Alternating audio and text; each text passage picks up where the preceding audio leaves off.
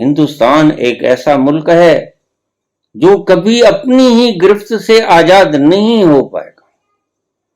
मैं देख रहा हूं जितनी गंदगी के ढेर ऊंचे सुमेरु पर्वत से भी ऊंचे आपके सिरों पर रख दिए गए हैं जबरदस्ती।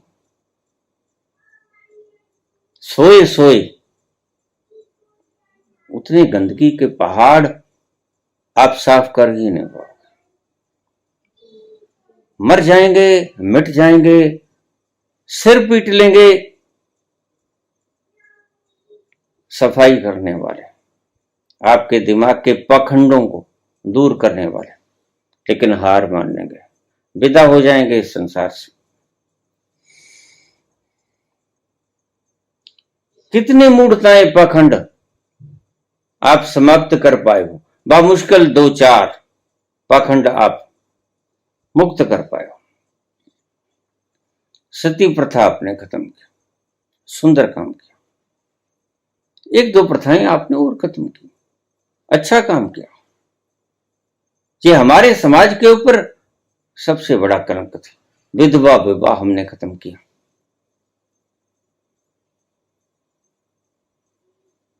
विधवा को विवाह करने की अनुमति ही नहीं थी। क्यों, क्या हो गया ऐसा? कुछ ऐसे संत पुरुष हुए जिन्होंने हमारे समाज को तब्दील करने का बीड़ा उठाया और कुछ हद तक 0.0001% वो कामयाब भी हुए। लेकिन कितने ऊंचे पहाड़ हैं जो इन दुष्टों ने आपके दिमागों में घिसोड़ दिए हैं, तुम्हें पता भी नहीं चलता। मैं माथा पीट लेता हूं जब किसी अंधभक्त का मेरे पास प्रश्न आ जाता है। तल्ख लहजे में भी जवाब देता हूं,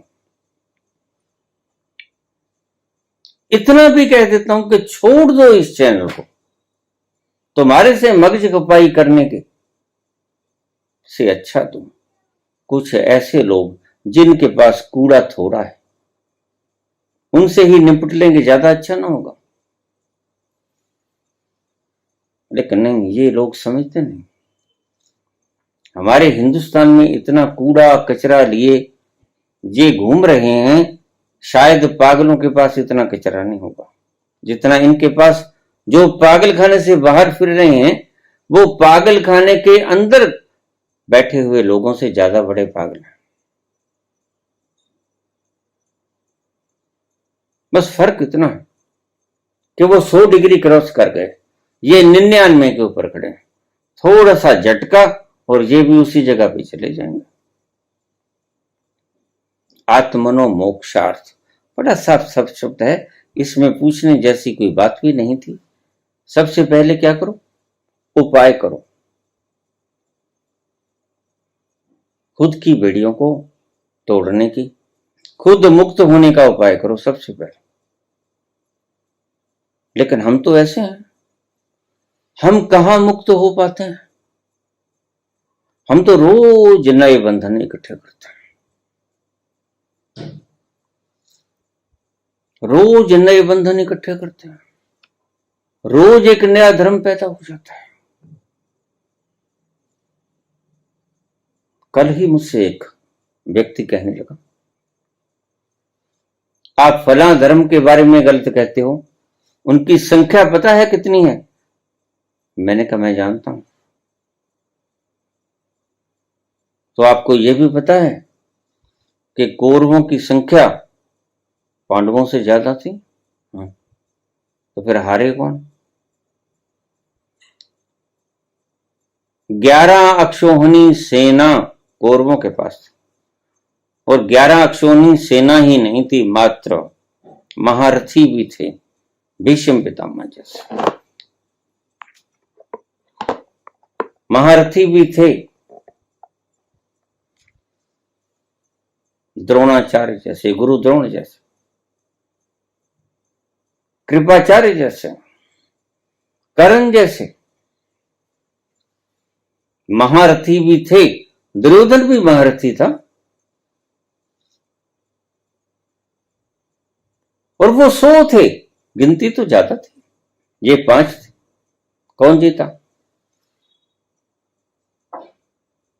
इनकी संख्या क्या गिना रहे हो मुझे? अगर पागलों की संख्या ज्यादा है तो इसका मतलब ये तो नहीं कि बुद्धिमाने की संख्या को आप नेग्लेक्ट कर दो। एक क्लास में तुम पढ़ते हो, स्टूडेंट तो 40 हैं, अज्ञानी तो 40 हैं, लेकिन ज्ञानी एक है, टीचर एक है, तो संख्या किसकी ज्यादा हुई? कौन पढ़ाता है? कभी सोचा? संख्या बल से कभी सत्य और असत्य का प्रमाण जुटाने में मत लग जाना। संख्या बल आखिर अक्सर मूर्खों का होता है। इसलिए तो 40-50 बच्चों के ऊपर टीचर अध्यापक एक लगाया जाता है जो जानता है उस विषय के बारे में। तो संख्या बल मूर्खों का ज्यादा, संख्या बल कौरवों का ज्यादा, संख्या बल पांडवों का कम। 11 अक्षौहिणी सेना, नारायणी सेना भी बीच में थी भगवान कृष्ण की, और 7 अक्षौहिणी, 4 अक्षौहिणी का फर्क, करीब 1.5 से भी ज्यादा कौरवों की सेना। लेकिन हारा कौन? ज्यादा वाला। ज्यादा संख्या बल से जो युगत था, 101 भाई थे धृतराष्ट्र के बच्चे, और पांडव तो 5 थे। और पांडवों का तो एक कारण पता न होने के कारण कौरवों के साथ मिल गया था। और एक दासी पुत्र धृतराष्ट्र का, जब युधिष्ठिर ने बीच दोनों फौजों के बीच में आकर कहा, हाथ जोड़ के, हे मित्रों, हे योद्धाओं, मैं इससे पहले युद्ध शुरू हो आपसे एक प्रार्थना करना चाहता हूं। अब युद्ध तो तय है, पक्का है, शंखनाद हो गया है। अगर कोई व्यक्ति मुझे समझता है कि मेरा खेमा गलत है तो वह उधर जा सकता है। कितनी ईमानदारी है इस व्यक्ति में। और अगर कोई व्यक्ति ये समझता है कि मैं ठीक हूं और कौरव गलत हैं, तो उधर से इधर आना चाहता है, तो अब बेला है, इससे पहले कि पहला तीर छोड़ा जाए तो वो इधर आ सकता है। और बड़े मजे की बात है, एक ही व्यक्ति निकल के आया, वो भी कौरवों के खेमे से, उसका नाम था युयुत्सु, और वह पुत्र तो धृतराष्ट्र का था, लेकिन दासी पुत्र था। गांधारी के 100 पुत्र थे, एक दासी पुत्र था, और वह एक बच गया। धृतराष्ट्र का कुरु वंश समाप्त नहीं हुआ। हां, ये बात अलग है कि गांधारी के 100 के 100 पुत्र नष्ट हो गए, लेकिन धृतराष्ट्र का बीज बच गया युयुत्सु के रूप में, क्योंकि वह पांडवों की तरफ आ गया था। तो संख्या बल मुझे गिनाने की चेष्टा मत करना। मैं अच्छी तरह से जानता हूं कि संख्या बल किसकी ज्यादा होती है। हमेशा से बुद्धुओं की संख्या बल ज्यादा रही। पढ़ाने वाले कम रहे हैं, पढ़ने वाले ज्यादा रहे हैं। तो ऐसे मूर्ख मूर्ख प्रश्न मुझे दिखाने की चेष्टा मत किया करो।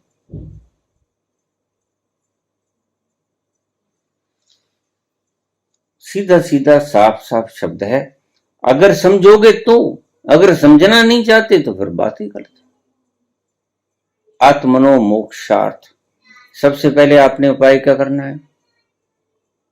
सबसे पहले क्या उपाय करना था? ब्रह्मचर्य आश्रम में पहले जोड़ना था, स्किल पैदा करना था, अपने भीतर शक्ति जोड़नी थी, संग्रह करना था ब्रह्मचर्य के बल पर।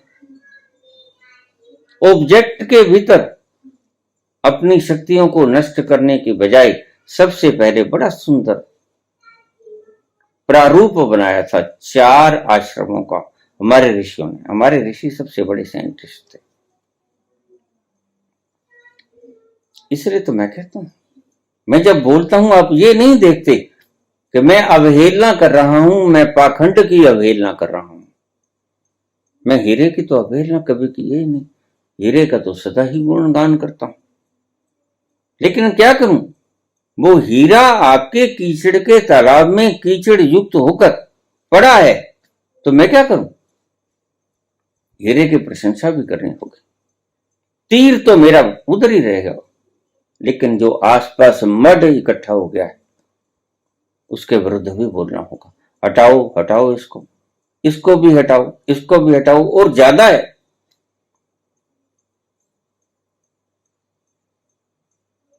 हीरा छोटा है, मड विशाल है, कीचड़ विशाल है, और लगातार हम कीचड़ पे कीचड़, कीचड़ पे कीचड़ गिराए चले जाते हैं। रोज नया धर्म पैदा हो जाता है, रोज नया देवता पैदा हो जाता है, रोज नई देवी पैदा हो जाती है। कमाल की बात है।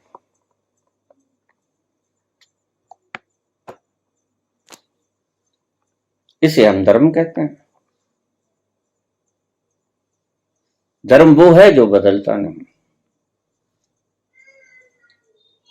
धर्म वो है जो एक से दो नहीं होता, और यहां तो रोज नया धर्म पैदा होता है। धर्म वो है जो बदलता नहीं, नॉन चेंजेबल। धर्म वो है जो एक से दो नहीं होता। एको अहम द्वितीयो नास्ति, लेकिन यहां तो रोज नया धर्म पैदा होता है। फिर हमने क्या वेदों से क्या समझा?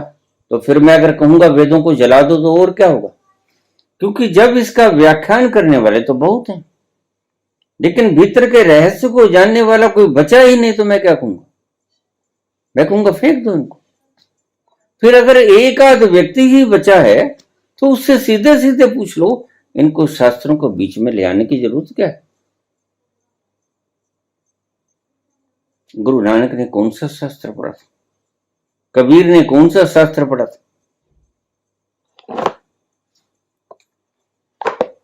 लेकिन पहुंचे, उस तल पर पहुंचे,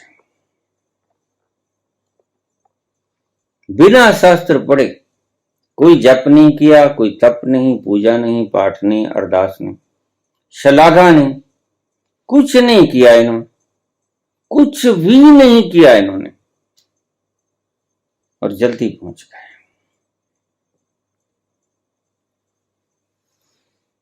एक थोड़ी सी मजे की और बात बता दूं। करीब 50% लोग, इससे ज्यादा ही होंगे, मैं संख्या कम बता रहा हूं, करीब 50% लोग जब एनलाइटेंड हुए तो उनकी उम्र के आगे 3 लगा हुआ था, तिया। 30 से लेके 39 उम्र तक वो एनलाइटेंड हुए। आप किसी महापुरुष की जिंदगी को पलट लो, यही पीक की उम्र होती है।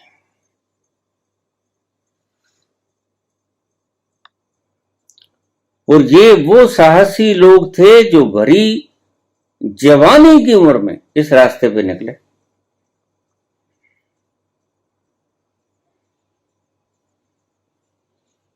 उनतीस वर्ष की उम्र में बुद्ध ने घर छोड़ा और करीब 6 साल बाद एनलाइटमेंट। इसी ही उम्र में, करीब 30 साल की उम्र में, महावीर ने घर छोड़ा और करीब 12 साल के बाद एनलाइटमेंट हुए। कबीर देख लो, बाबा नानक के 36 साल की उम्र में एनलाइटमेंट हुए। ये उम्र पीक उम्र होती है, और इसी उम्र को एक शब्द आता है, उनको हम समझ नहीं पाए। जवानी में अदम के वास्ते सामान कर गाफिल,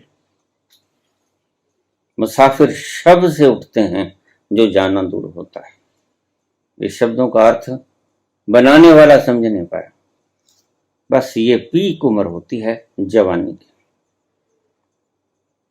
गाफिल अगर तूने वहां पहुंचना है, जवानी में अदम के वास्ते सामान कर गाफिल, मुसाफिर शब से उठते हैं, जल्दी उठ जाते हैं सुबह सवेरे। जिन्होंने पहुंचना होता है जो जाना दूर होता है मंजिल दूर है, क्योंकि तुम दूर आ गए। मेरे शब्दों को कुछ लोग अन्यथा ले लेते हैं।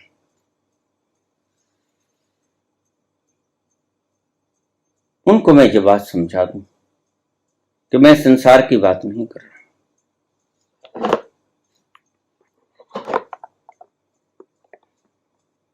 जैसे आप धार्मिक संस्थाएं चला रहे हो, लोक कल्याणार्थ आप काम कर रहे हो, मैं उनके लिए ये शब्द नहीं बोल रहा हूं। ये शब्द हैं आत्मा के वास्ते, आत्मा के हित के लिए। आप अपना काम मजे से करो, जिनके पास है उनसे इकट्ठा करो, जिनके पास नहीं है उनको बांट दो। शुभ काम है। संसार के वास्ते ये शब्द कहा भी नहीं गया है। यह ऋग्वेद का शब्द है, आत्मज्ञान का शब्द है। जो लोग धार्मिक संस्थाएं चला रहे हैं उनके लिए ये शब्द नहीं। मेरा कोई भी शब्द ये कल्याणकारी संस्थाएं चलाने वाले अन्यथा मत लें, उनके लिए नहीं मैं बोल रहा हूं।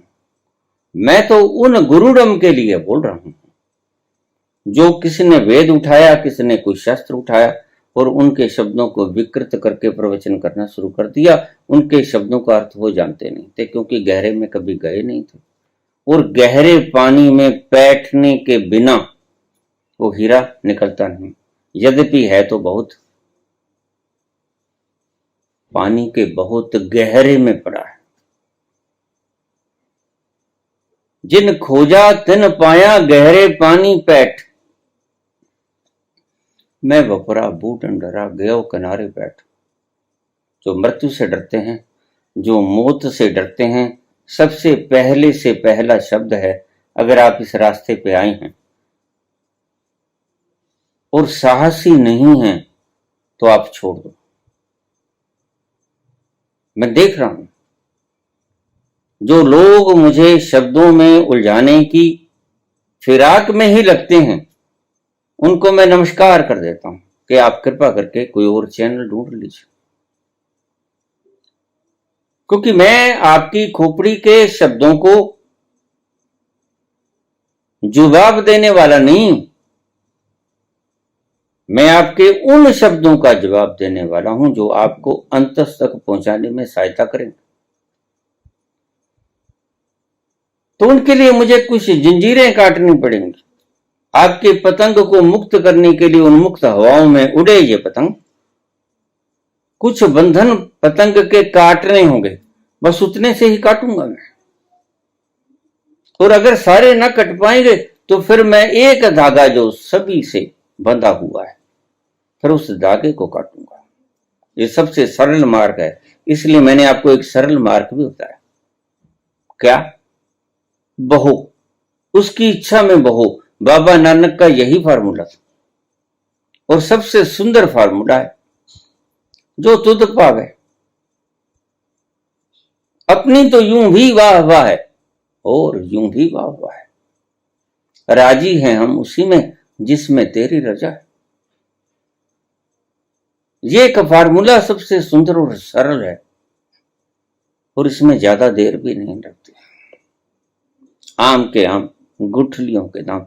बहो, परमात्मा की ब्यार में बहो, गंगा के प्रवाह में छोड़ दो अपने आप को, तैरो मत। लेकिन अगर आपका अहंकार कहता है कि नहीं, हम बिना प्रयास के पहुंचेंगे ही नहीं, तो ये आपके अहंकार की बात है। तो फिर हमारे पास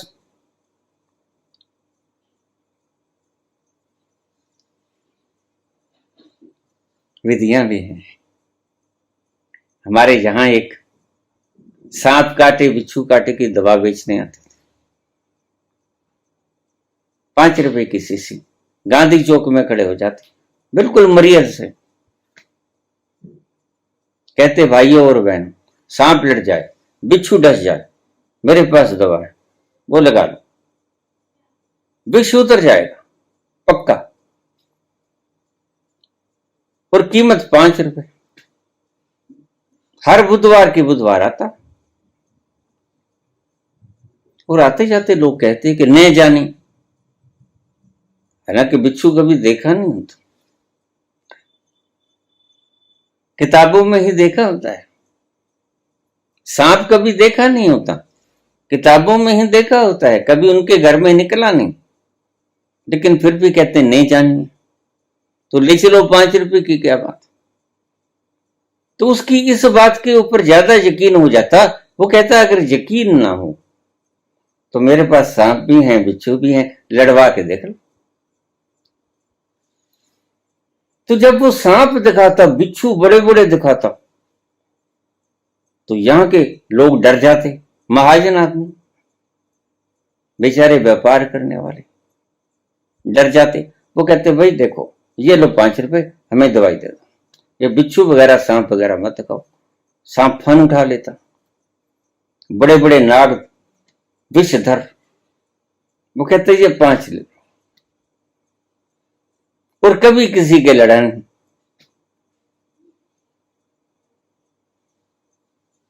अगर बहना नहीं सीखना चाहते, इसमें सीखने जैसी तो बात भी कोई नहीं, बस गंगा में समर्पित हो जाओ, गंगा खुद ही अपने भाव में तुम्हें ले जाएगी।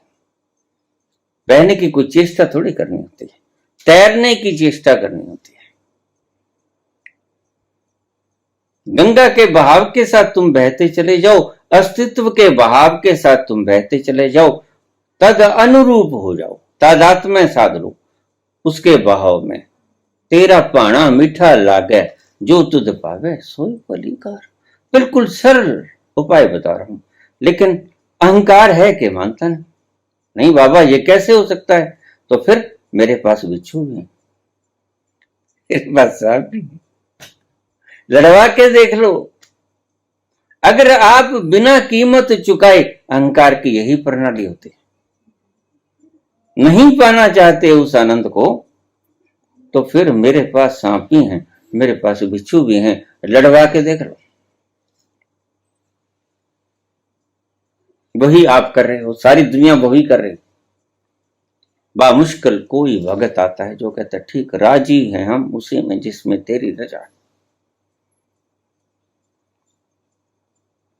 आत्मनो मोक्षार्थ, सबसे पहले खुद के बंधनों को तोड़ने के कवायद करो, उपाय करो, अपने सारे बंधनों को एक एक करके तोड़ दो।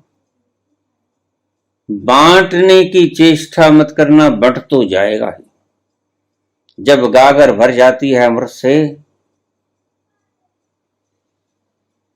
तो उसे बांटना पड़ता है, वो तो छलक जाता है। जो बंटने जैसा होता है, गागर की कैपेसिटी से ज्यादा अगर उसमें एक बूंद डालोगे तो समझ लेना वो बूंद उसमें समाहित तो नहीं हो जाएगी, वो बूंद तो बाहर बिखरेगी, स्कैटर हो जाएगी। बस वही होता है बांटना, और सही बांटना वही है जब गागर भर जाए, सारी पूरी की पूरी भर जाए, और इतनी भी खाली ना बचे कि एक बूंद भी उसमें और जोड़ी जा सके, तो वह छलक ही जाएगी बाहर।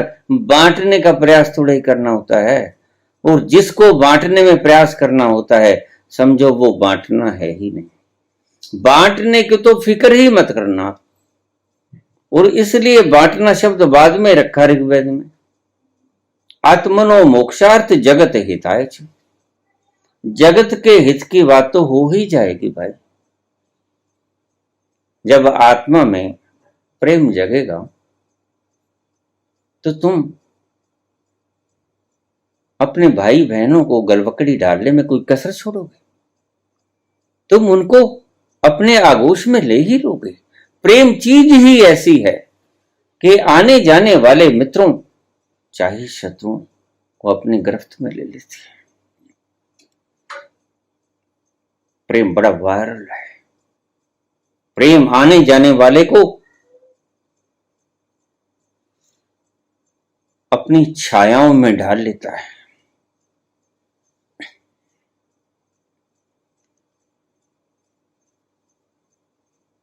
कल मदर डे था, मुझे बहुत से